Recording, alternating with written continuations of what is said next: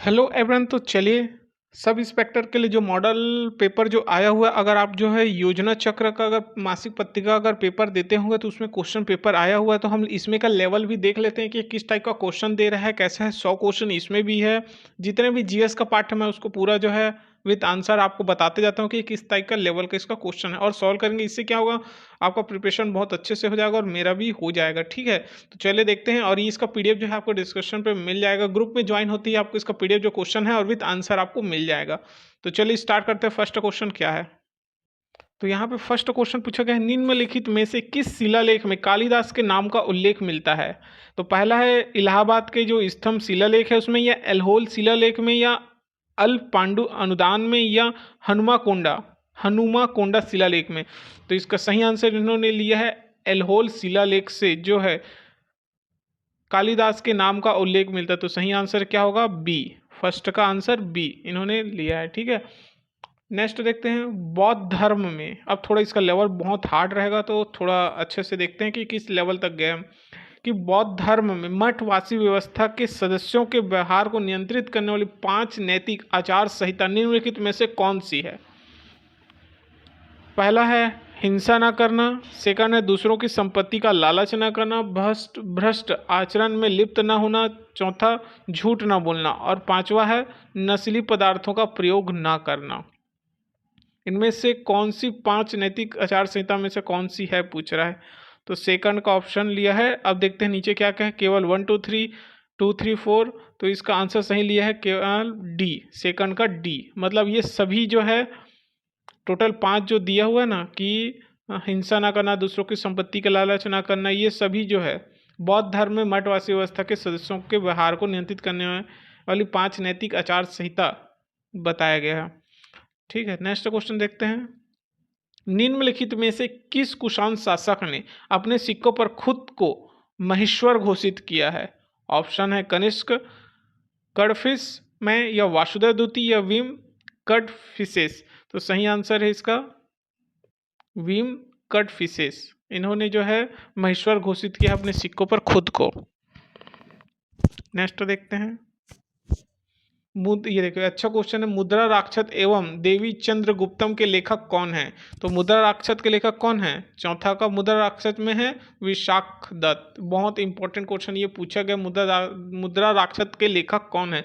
तो विशाख दत्त इसके लेखक हैं। ठीक है, पांचवा क्वेश्चन। निम्नलिखित में से किस चोल राजा ने मदुरै पर कब्जा कर लिया और मदुरंतका और मदुरै कोंडा की उपाधि ले ली।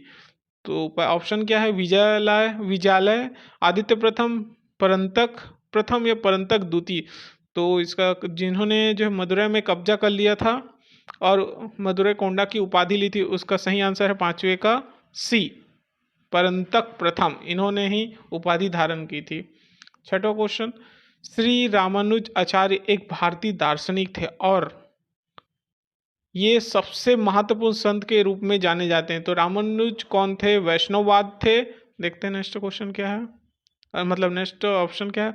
ये शैववाद थे, निर्गुण थे, या सिख धर्म के थे। तो छठवा ये क्या थे, ये एक वैष्णववाद के थे। ठीक है,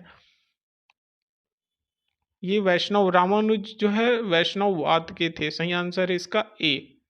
चलिए नेक्स्ट क्वेश्चन देखते हैं। सातवां, आपको सुमेलित करना है। क्या पूछ रहा है, इस कोड को सुमेलित कीजिए पूछ रहा है। अच्छा क्रम से दे दिए, जैसे स्वराज पार्टी, गदर पार्टी, अनुशीलन समिति, अभिनव भारत सोसाइटी। अच्छा इसमें से इसको क्रम से देना, ऐसे साइड में देना चाहिए था, लेकिन सातों में। तो देखो थोड़ा सा जूम आउट कर देता हूँ। स्वराज पार्टी, स्वराज पार्टी के कौन थे, स्वराज पार्टी के थे स्वराज पार्टी में कौन थे, सी आर दास थे। कौन थे, सी आर दास। ठीक है, गदर पार्टी में कौन थे, गदर पार्टी में थे लाला हरदयाल, लाला हरदयाल। और अनुशीलन समिति में कौन थे, अरविंदो घोष जी। और भारत सोसाइटी में कौन थे, वी डी सावरकर डी। तो सही आंसर है इसका ए, सातवां का ए, जो कि क्रम से जमा है। तो याद रखना स्वराज पार्टी, जब भी ना हमको बार बार इसको ऐसी क्रम को अगर ऐसी याद रहेगा ना कि स्वराज पार्टी के कौन थे, CR दास। और गदर पार्टी में लाला हरदयाल। ये बार बार गदर पार्टी जो हमने देखा था नहीं कि एक बहुत बड़े जहाज में जो है ले जा रहे थे, फिर वहाँ तो आपको अच्छे से याद रहेगा ना, तो आप एक बार में बना पाएंगे। अब देखते हैं क्या क्वेश्चन है। निम्नलिखित में से कौन सी पुस्तक पंडित जवाहरलाल नेहरू द्वारा लिखी गई है? तो ऑप्शन क्या क्या है, 8वां का देखते हैं। डिस्कवरी ऑफ इंडिया, द्वितीय इतिहास की रूपरेखा, या विश्व इतिहास की झलक, चतुर्थ है इतिहास के एक प्रथम अध्ययन। तो जवाहरलाल नेहरू ने जो है कौन सी पुस्तक लिखी है? जवाहरलाल नेहरू द्वारा लिखी गई है इतिहास की रूपरेखा और इतिहास का एक अध्ययन। इन्होंने दो पुस्तक, एक रूपरेखा इतिहास की और उसके इतिहास का एक अध्ययन को लिखा हुआ है। तो सेकंड और चतुर्थ कौन सा है? ऑप्शन बी सही आंसर। नेक्स्ट देखते हैं। रुद्रप्रयाग में किन नदियों का संगम होता है? रुद्रप्रयाग में देखिए बहुत सिंपल था, ये क्वेश्चन पूछा गया है। भागीरथी नदी एवं अलकनंदा, गंडक और सरयू नदी, गंगा और यमुना, या अलकनंदा या मंदाकिनी। तो रुद्रप्रयाग में दो नदियों का संगम है, एक अलकनंदा और मंदाकिनी नदियों का संगम देखने को मिलता है। निम्न में से नदियों की लंबाई का सही क्रम अवरोही क्रम में बताना है। ठीक है, 10वां का। तो सबसे देखते हैं आरोही क्रम में। आरोही क्रम में मैं सीधा आंसर बताता हूँ। सबसे पहले है ब्रह्मपुत्र, गंगा, गोदावरी और नर्मदा। इसका सही आंसर ए है। नदियों की लंबाई का सही क्रम बताना है आरोही क्रम में। ब्रह्मपुत्र सबसे पहले क्या होगा? ब्रह्मपुत्र, गंगा, फिर गोदावरी, फिर नर्मदा। सबसे बड़ा ब्रह्मपुत्र है, फिर गंगा, गोदावरी, फिर नर्मदा, सबसे छोटा नर्मदा है। ठीक है, ऐसे करके। अब देखते हैं भारत में अधिकांश वर्षा होती है। हमारे यहाँ भारत में कैसे वर्षा होती है? तो 11वें का क्या है? दक्षिण पश्चिम मानसून। देखो इंडिया का अगर आप मैप बनाओगे ना, तो हमारे यहाँ जो भारत में अधिकांश वर्षा होती है वो दक्षिण पश्चिमी, ये पश्चिमी हिस्सा और ये दक्षिण, तो दक्षिण दक्षिण पश्चिमी गर्तों से होती है। मानसून जो आती है ना हमारे यहाँ दक्षिण पश्चिम मानसून, वहीं से ही होती है। तो ऑप्शन ए इज करेक्ट। या अगर छत्तीसगढ़ में पूछा जाता है तो हमारे यहाँ भी पश्चिमी गर्तों से मानसूनी हवाएं जो पश्चिमी, तो ये पूछा गया बार बार। भारत में मैंग्रोव वन मुख्यतः कहाँ पाए जाते हैं? तो 12 का सुंदरवन में, थार के मरुस्थल, या हिमालय की तराई में, या चौथा ऑप्शन है क्या? अंडमान निकोबार में। तो ऑप्शन कहाँ कहाँ पाया जाता है? ऑप्शन 12 का ना, ये पाया जाता है अंडमान निकोबार द्वीप में। और फर्स्ट क्या था? सुंदरवन में। याद रखना, सुंदरवन और अंडमान निकोबार दोनों जगहों पे जो है पाया जाता है। बिहार जलप्रपात किस राज्य में है? नाम से ही दिख रहा है बिहार जलप्रपात। देखो अब बिहार राज्य लिखा है, इसका नहीं है कि बिहार में ही है। बिहार जलप्रपात किस राज्य में है? यह है मध्य प्रदेश में बिहार जलप्रपात। भारतीय कृषि अनुसंधान परिषद के अनुसार भारत में कितने प्रकार की मिट्टी पाई जाती है? तो भारत में कितने प्रकार की मिट्टी पाई जाती है? 8 प्रकार की मिट्टी पाई जाती है। ठीक है, नेक्स्ट क्वेश्चन देखते हैं। कृषि का उल्लेख भारतीय संविधान के किस अनुच्छेद में? कृषि का उल्लेख कौन से अनुच्छेद में? 3री, 5वीं, 7वीं, 10वीं। तो सही आंसर क्या है? 7वीं अनुसूची में किया गया है। ठीक है, 7वीं अनुसूची में, भारतीय संविधान की 7वीं अनुसूची में कृषि का उल्लेख किया गया है। 15 का सी ऑप्शन, 15 का सी। नेक्स्ट क्वेश्चन, हरित क्रांति का अधिक प्रभाव किस फसल पर पड़ा? 16 का देखते हैं। गेहूं या चावल पे, गन्ना पे, गन्ना तिलहन, किस पे? तो हरित क्रांति अधिकतर जो है गेहूं और चावल पे अधिक प्रभाव पड़ा है। एरो, ये क्या है? एरोपोस्टिक क्या होता है? एरोपोस्टिक क्या होता है पूछे तो 17 का क्या है? हवा में पौधा उगना, या जल में पौधे उगना, या अंगूर की खेती है रेशम। इसका सही आंसर है, यहाँ पे लिखा भी है, हवा में पौधे उगना। ए इज करेक्ट। प्रकाश की गति किसके बीच जाते हुए न्यूनतम होगी? प्रकाश की गति सबसे किसके बीच में होती है? सबसे जाती हुई न्यूनतम होगी। 18वां का, कांच में, निर्वात में, जल में, या वायु में। तो प्रकाश की गति किसके बीच जाते हुए सबसे न्यूनतम होगी? कांच में। 18 का ए इज करेक्ट आंसर। सामान्यतः स्त्री की आवाज़ क्या होती है? ये हम जो है साइंस के क्वेश्चन में बार बार पढ़ते हैं। 10th या 12th के क्वेश्चन में था ये कि सामान्यतः स्त्री की आवाज़ क्या होती है? 19 का आंसर पुरुषों की तुलना में अधिक होती है, पुरुषों की तुलना में मामूली कम होती है, पुरुषों की तुलना में बहुत कम होती है, पुरुषों के बराबर है। तो या जो अधिकतर जो सही आंसर होते हैं, पुरुषों की तुलना में अधिक आवाज़ होती है। सामान्यतः स्त्रियों की आवाज़ पुरुषों की तुलना में अधिक होती है। तो 19 का सही आंसर ए। बादल और वायुमंडल का तैरना किस कारण होता है? बादल और वायुमंडल का तैरना किस कारण होता है? तो सही आंसर है क्या? ताप, दाब, समुद्री सिधुरी, श्यानता। तो सही आंसर श्यानता के कारण, बादल और वायुमंडल का तैरना श्यानता के कारण होता है। सूखी बर्फ क्या है? सूखी बर्फ क्या है? बिना बर्फ की ठोस बर्फ, ठोस सल्फर डाइऑक्साइड, या नेक्स्ट क्या है ऑप्शन? ठोस कार्बन मोनोऑक्साइड या ठोस कार्बन डाइऑक्साइड। तो option A. Bullet proof jacket के निर्माण में किस प्रकार के बहुलक पदार्थ का प्रयोग होता है? तो वो ऑप्शन है नायलॉन, रायोन, केवलर, या इनमें से कोई नहीं। तो इसमें केवलर, जो केवलर तरह के पदार्थ का प्रयोग होता है बुलेट प्रूफ जैकेट बनाने में। ठीक है, 22 का सी आंसर इज करेक्ट। लोहे में जंग को रोकने के लिए क्या उपयोग किया जाता है? जिंक, मैग्नीशियम, क्लोराइड या तांबा। तो इसमें क्या आता है? लोहे में जंग को रोकने के लिए जिंक का प्रयोग किया जाता है। Option A is correct. Biodiesel बनाने में किस वनस्पति का उपयोग किया जाता है? गन्ना, सफेद मसूली, या सयान, या रतनजोत। तो बायोडीजल में क्या होता है? 24 का डी रतनजोत। रतनजोत नामक एक पौधा होता है, उसका प्रयोग किया जाता है बायोडीजल बनाने में। 24 का D is correct. Next question, मनुष्य को प्रतिदिन कितनी मात्रा में आयोडीन मिलनी चाहिए? 60 ग्राम, 80 ग्राम, 100 ग्राम, या 120 ग्राम। तो मनुष्य को कितना प्रतिदिन जो है 80 ग्राम जो है वो आयोडीन की जरूरत होती है। ठीक है, इतनी मिलनी चाहिए। तो ऑप्शन बी इज करेक्ट। सर्वाधिक दूध देने वाली बकरी कौन सी है? थारपारकर, मेरिनो, जमुनापारी, या मशमीना। तो 26 का आंसर क्या होगा? C Jamunapari. Option C is correct. निम्नलिखित में से कौन सा आयोग 1983 में केंद्र राज्य संबंधों पर केंद्र सरकार द्वारा नियुक्त किया गया था? सहकारिता आयोग, सहकारिता होना चाहिए, सहकारिता लिखा है। दत्त आयोग, शीतलवाड़, या राजभंडार आयोग। तो 27 का क्या है? ए इज करेक्ट, सरकारिया आयोग। ठीक है। प्रधानमंत्री सहित मंत्रियों की कुल संख्या अधिक नहीं होगी, लोकसभा के लिए पूछ रहे हैं। तो लोकसभा के 20% से अधिक नहीं होनी चाहिए, 10% नहीं होनी चाहिए, 25% या 15%। तो 28 का डी 15% से ज़्यादा नहीं होना चाहिए। राज्यसभा में भी वैसी तरह का होता है। निम्नलिखित में से कौन सी सर्वोच्च न्यायालय की शक्तियां हैं?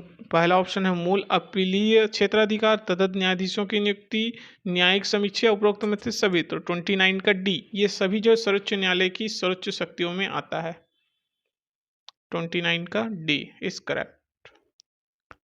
राष्ट्रीय न्यायपालिका नियुक्ति आयोग में निम्नलिखित व्यक्ति शामिल हैं? भारत के मुख्य न्यायाधीश, सर्वोच्च न्यायालय के 2 वरिष्ठतम न्यायाधीश, और केंद्रीय कानून और न्याय मंत्री। तो सभी सही हैं, ये जो है राष्ट्रीय न्यायपालिका नियुक्ति आयोग में शामिल होते हैं। तो डी इज करेक्ट। 31वां क्वेश्चन देखते हैं। सर्वोच्च न्यायालय ने माना कि प्रस्तावना निम्नलिखित में से किस मामले में संविधान का हिस्सा नहीं है?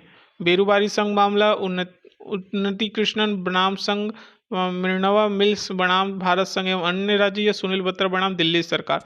तो 31 का सही आंसर क्या है? 31 का ए बेरूबारी संघ मामला जो है, सर्वोच्च न्यायालय ने बताया कि प्रस्तावना निम्नलिखित में से इस मामले में संविधान का हिस्सा नहीं है। तो ऑप्शन ए इज करेक्ट। केंद्रीय सूचना आयोग CIC की स्थापना केंद्र सरकार द्वारा की जाती, कब की गई थी? 32 का आंसर क्या है? 32 का सही आंसर है, इसको 2005 में स्थापना की गई थी, सूचना का अधिकार अधिनियम 2005 में। तो option B is correct. Next देखते हैं, केंद्रीय सतर्कता आयोग की नियुक्ति कौन करता है? अगर आपने जिसने भी मेरा करंट अफेयर देखा होगा तो मैंने इसको बताया था कि अभी नया केंद्रीय सतर्कता आयोग जो है न्यू बने हुए हैं। तो जिन जिन लोगों ने नहीं देखा हो उस करंट अफेयर के वीडियो को, तो उसमें देख सकते हैं जाके, क्योंकि बहुत ही इंपॉर्टेंट इस टाइप का क्वेश्चन जो है रिपीट होते रहता है और आते ही रहता है। ठीक है, तो कौन कौन है देखते हैं। राष्ट्रपति करता है, या राष्ट्रपति नियुक्ति समिति के सिफारिश से प्राप्त करने के बाद, जिसमें से भारत के प्रधानमंत्री, गृह मंत्री या विपक्ष के नेता करते हैं। या प्रधानमंत्री, गृहमंत्री या भारत के मुख्य न्यायाधीश या भारत राष्ट्रपति भारत के मुख्य चुनाव आयुक्त के परामर्श के बाद। तो इसका सही आंसर क्या होगा? 33 का सही आंसर है बी। राष्ट्रपति जो है नियुक्ति समिति से सिफारिश प्राप्त करने के बाद इसमें भारत के प्रधानमंत्री, गृहमंत्री और विपक्ष के नेता शामिल होते हैं।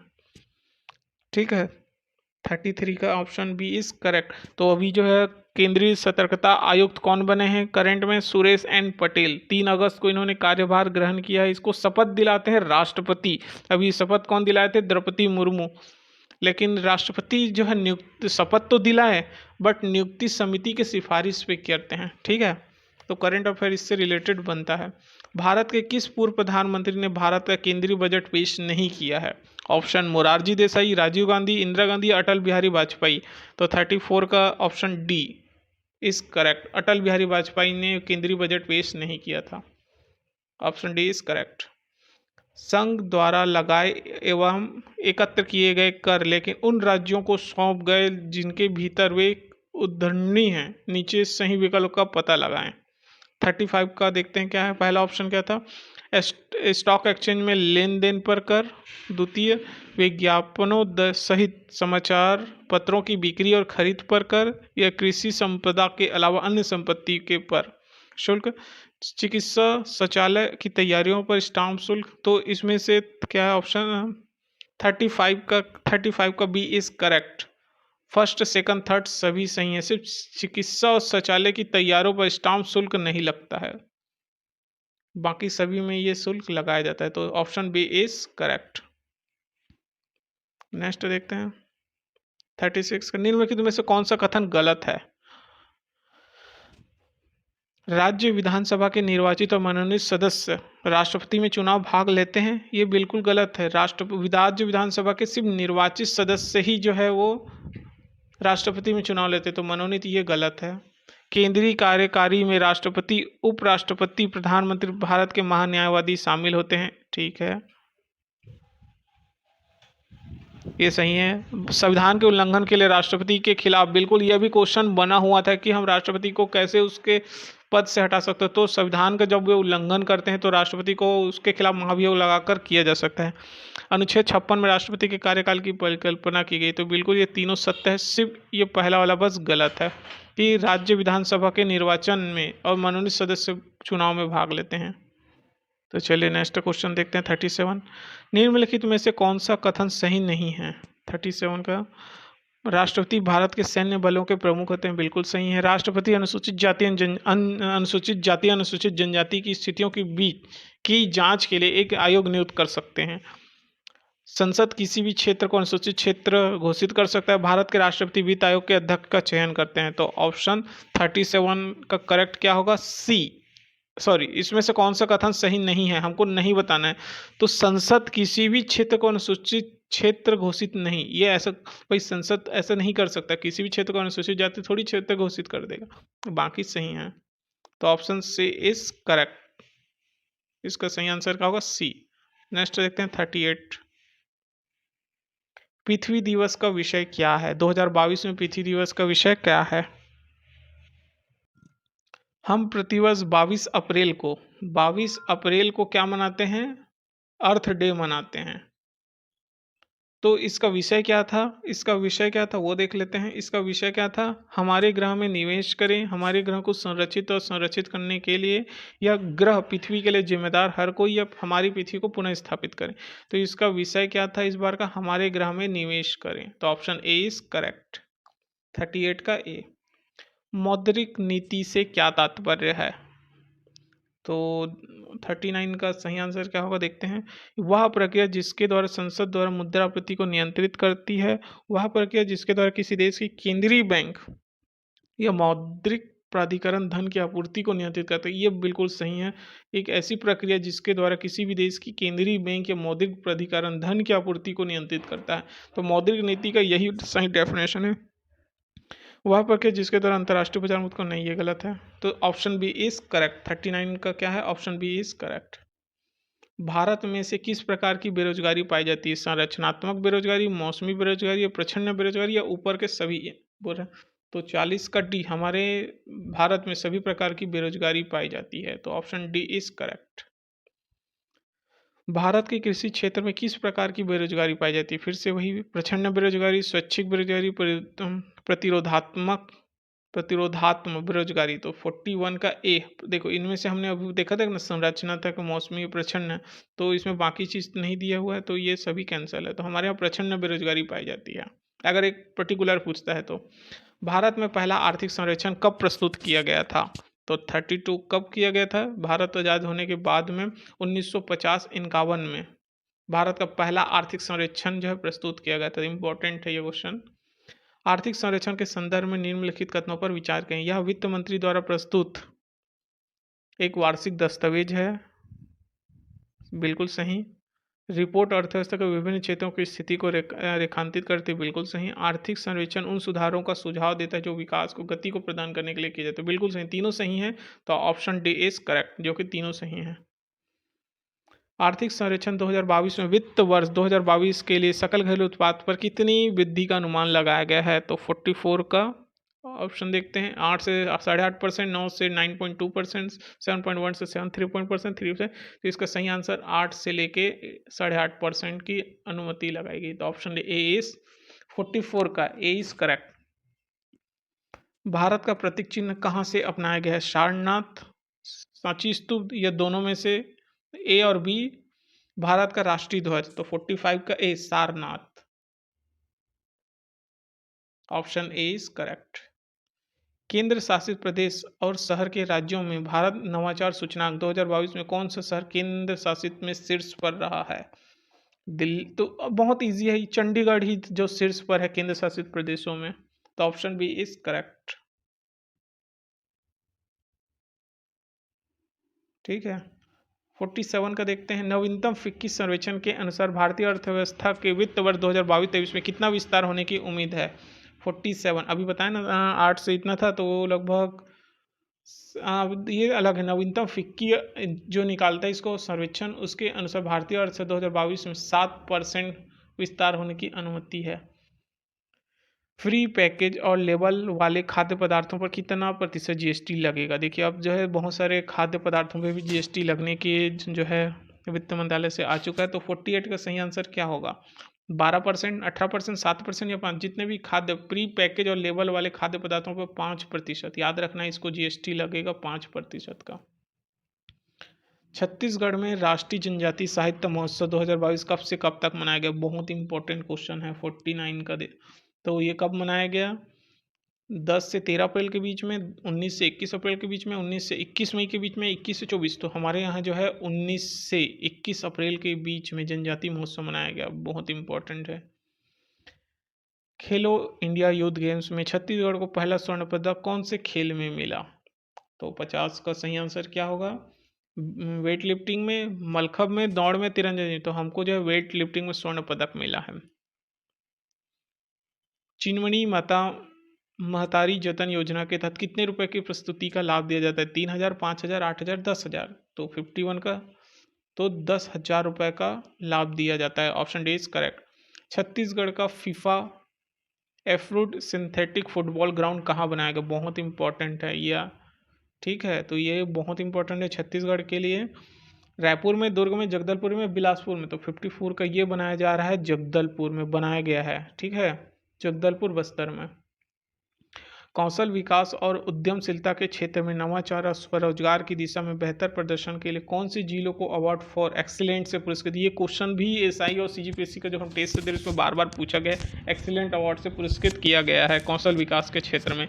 तो 53 का कौन सा है देखते हैं। महासमुंद है, दंतेवाड़ा, राजनांदगांव है, या कोरिया जिला? तो दंतेवाड़ा जिला को एक्सीलेंट अवार्ड से सम्मानित किया गया है, तो ऑप्शन बी इज करेक्ट।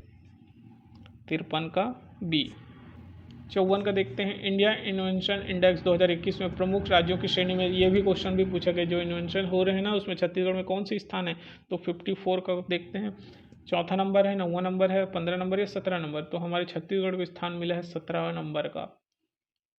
अगर आपको लगता है कि कहीं पे गलती हो रहा है, कोई आपको अच्छे से डाटा पता है कि एग्जिट और, तो आप बिल्कुल कमेंट करके बता सकते हैं। तो 17 नंबर इज करेक्ट। छत्तीसगढ़ में गौमूत्र की खरीदी कितने रुपए लीटर से की जा रही है? ये देखिए गौमूत्र जो है हरेली के त्योहार से प्रारंभ किया गया, इसे 4 रुपये प्रति लीटर के हिसाब से बेचा जाएगा। बहुत इंपॉर्टेंट है, तो इसको अच्छे से याद रखना है।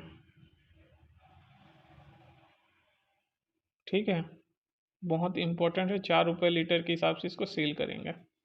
अब देखते हैं, इनमें से किसे राष्ट्रीय बाल वीरता पुरस्कार 2021 में सम्मानित किया गया? पुरुषोत्तम बघेल, या कौन कौन से ऑप्शन है और देखते हैं।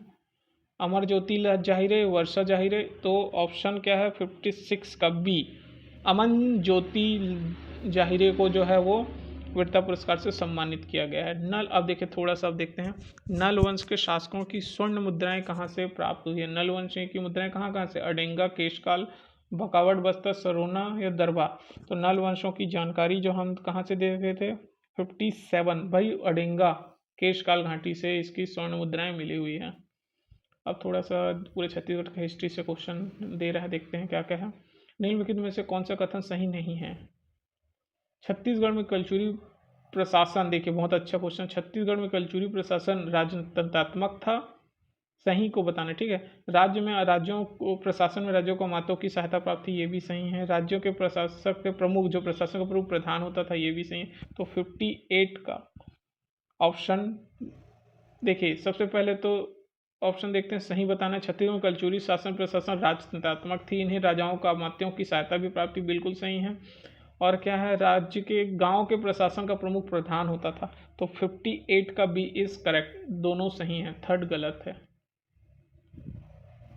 ठीक है, यहाँ प्रशासन लिख दिया है। ठीक है, अब क्वेश्चन देखते हैं, गोपाल मिश्र किस कलचुरी शासक के दरबारी कवि थे? देखिए बहुत अच्छा है, ये हम बार बार पढ़ते हैं। तो ऑप्शन रघुनाथ सिंह, लक्ष्मी निधि सिंह या राज सिंह या तखत सिंह। तो सही ऑप्शन क्या है? राज सिंह के दरबारी कवि हुआ करते थे। ऑप्शन 59 का सी इज करेक्ट। गांधी जी की गिरफ्तारी के विरोध में 9 अगस्त 1942 को रायपुर में निकले जुलूस के नेता कौन थे? रायपुर के जो जुलूस कौन थे? ऑप्शन है रणवीर सिंह शास्त्री, जय नारायण पांडे, रामदयाल तिवारी या कमलनाथ। तो कौन कौन नेता को जो है गिरफ्तार किया गया था? रामदयाल तिवारी नहीं थे, बाकी रणवीर सिंह शास्त्री, जय नारायण पांडे और कमल नारायण शर्मा। तो 60 का सी 124 इज करेक्ट। इनमें से कौन 1942 के रायपुर डायनामाइट षड्यंत्र केस से संबंधित नहीं है? आपको नहीं बताना है। 61 का देखते हैं, डायनामाइट केस में परसराम सोनी थे, जो कि इसमें नाम कहीं भी नहीं दिख रहा है। राम गोपाल तिवारी नहीं है, जय नारायण पांडे नहीं थे, ठाकुर प्यारेलाल नहीं थे, रत्नाकर झा भी नहीं थे। तो इनमें सही उत्तर बताना है, इन उपरोक्त सभी इनमें से कोई भी नहीं थे रायपुर के षड्यंत्र केस में। तो ऑप्शन डी इज करेक्ट। ठीक है, तो 61 का डी इज करेक्ट। ठीक है, 62 को देखते हैं, छत्तीसगढ़ की किस रियासत में 1939 में लगान बंदी, ये देखिए बहुत अच्छा आंदोलन हुआ था। तो 62 का सही आंसर क्या होगा? देखते हैं, सरगुजा कौन सी रियासत थी? कांकेर, शक्ति या खैरागढ़? ये शक्ति रियासत में 1939 में लगान बंदी प्रारंभ हुआ था। तो सी इज करेक्ट। इनमें से कौन सा सही नहीं है? नवयुवक 1936, कांग्रेस पत्रिका, सरगुजा संदेश, बस्तर समाचार। तो 63 का सी इज करेक्ट। ये समाचार सरगुजा संदेश 1938 में नहीं हुआ था, बाकी सही है एकदम। छत्तीसगढ़ नाचा के प्रवर्तक कौन है? तो झाड़ूराम देवागन, केदार यादव नहीं, दुलार सिंह मंदरा जी नाचा के जो है जनक माने जाते हैं। तो सी इज करेक्ट, 64 का सी इज करेक्ट। छत्तीसगढ़ के निर्माण के समय कितने तहसील और कितने विकास खंड थे? तो 65। तो उस समय जो है 95 तहसील हुआ करते थे और 146 विकास खंड थे। तो डी इज करेक्ट। 66 का देखते हैं हम, छत्तीसगढ़ में प्रचलित 6 अगार 6 कोरी का, ये बार बार क्वेश्चन को पूछ रहा है, कहीं ना कहीं ये रिपीट करता है, तो याद रखना ये इसको भी पूछा गया। 6 अगार 6 कोरी का मतलब क्या होता है?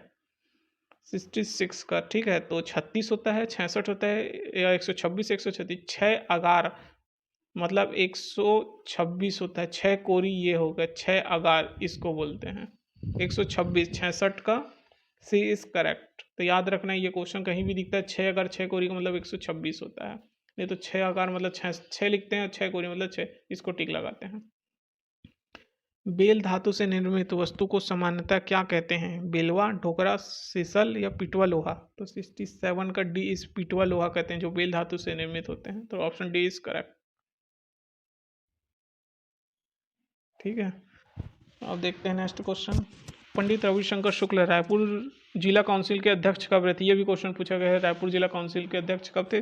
1927 से 37 के बीच में अध्यक्ष थे। Option B is correct. Mahakaushal समाचार पत्र का प्रकाशन सर्वप्रथम कहाँ हुआ था? बहुत ईजी है। महाकौशल समाचार पत्र का प्रकाशन सर्वप्रथम 69 का सी नागपुर में हुआ था। बिलासपुर के पिंडरा रोड वाला वो अलग है ना। इनमें से कौन से क्षेत्र में प्रधान जनजाति पाई जाती है? 70 का सही आंसर बी बिलासपुर और कवर्धा क्षेत्र में ये जनजाति पाई जाती है। धुमकुरिया किस जनजाति के युवक? बताइए, बहुत इजी है। उराव जनजाति, गोंड जाति, हलवा, बिरहोर। तो धुमकुरिया जो है 71 का क्या आंसर होगा? उराव जनजाति का ही एक युवा गृह होता है। जैसे मुरिया जनजाति जो है घोटुल जो बोलते हैं ना, मुरिया जनजाति का घोटुल है, उसी तरह उराव का है ये। जनजाति लोग सुड़ेल किस में पहनते हैं? सुड़ेल को पैर में, हाथ में, कान में, गला में। तो 72 ये सुड़ेल जो पहनते हैं वो पैरों में पहना जाता है, पैर में, जनजाति के लोग। 72 का ए। द बैगास पुस्तक के लेखक कौन है? चरण दुबे, दयाशंकर नाग, वेरेन एल्विन या जॉर्ज ग्रेडसन। तो 74 का सही आंसर क्या होगा? सी वेरेन एल्विन ने द बैगास नामक पुस्तक लिखी थी।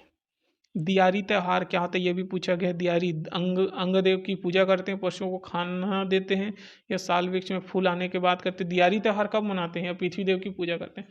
तो 75 का सी, जब उराव जनजाति के द्वारा।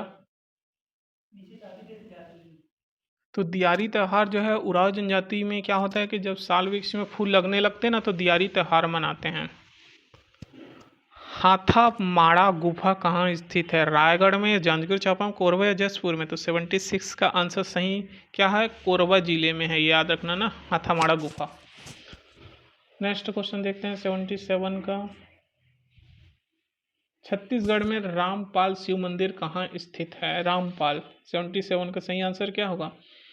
बीजापुर में, बस्तर में, कोंडागांव, कांकेर में। ये बस्तर में है रामपाल शिव मंदिर। मैरीन फॉसिल पार्क, ये देखिए बार बार क्वेश्चन पूछा जाता है। ये मैरीन अभी बहुत ही करेंट चर्चा में था, इसलिए। मैरीन फॉसिल पार्क किस नदी के तट पर है? रिहंद, कन्हार, हसदेव या महानदी। तो 78 का सी हसदेव नदी पे, कोरिया जिले क्षेत्र में। ठीक है, महेंद्रगढ़। कोदोधारा जलाशय योजना कौन से जिले में संचालित की जा रही है? रायगढ़, जयपुर, बिलासपुर या बेमेतरा। तो सही आंसर क्या है? जयपुर जिले में संचालित है कोदोधारा। बांसधारी क्षेत्र में निम्न के छत्तीसगढ़ में बांसधारी क्षेत्र के हिसाब से छत्तीसगढ़ का देश में कौन सी स्थान है? तो 80 का सही आंसर क्या होगा? 80 का सही आंसर है डी, छठवां स्थान था, याद रखना इसको। बांसधारी में छठवां स्थान है। तो देखिए यहाँ से बहुत सारे मैथमेटिक्स का क्वेश्चन है, इसको मैं मैथमेटिक्स को नहीं कराऊंगा। आप यहाँ से क्या कर सकते हैं, ये मैं PDF दे दूंगा, आप यहाँ से इसको कर सकते हैं सॉल्व। ठीक है, और जैसे कि इसमें से थोड़ा सा ये दिखा देता हूँ मैं, हेल्प मेनू थोड़ा ये भी दिया हुआ है। क्या चीज़?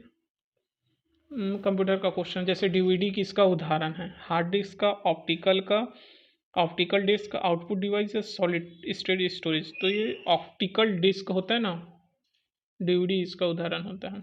हेल्प मेनू किस बटन पर उपलब्ध है? भाई वो किस में होता है? एंड पे, स्टार्ट में, टर्न ऑप्शन में, रीस्टार्ट में। तो ये होता है स्टार्ट में हेल्प मेनू। जब स्टार्ट को क्लिक करेंगे ना तो वहाँ पे आता है। ईमेल में कौन सी CC का, अच्छा ईमेल में CC का मतलब क्या होता है? ये बहुत इंपॉर्टेंट है। जब भी हम किसी को वहाँ भेजते हैं तो CC लिखा होता है, उसका अर्थ क्या होता है?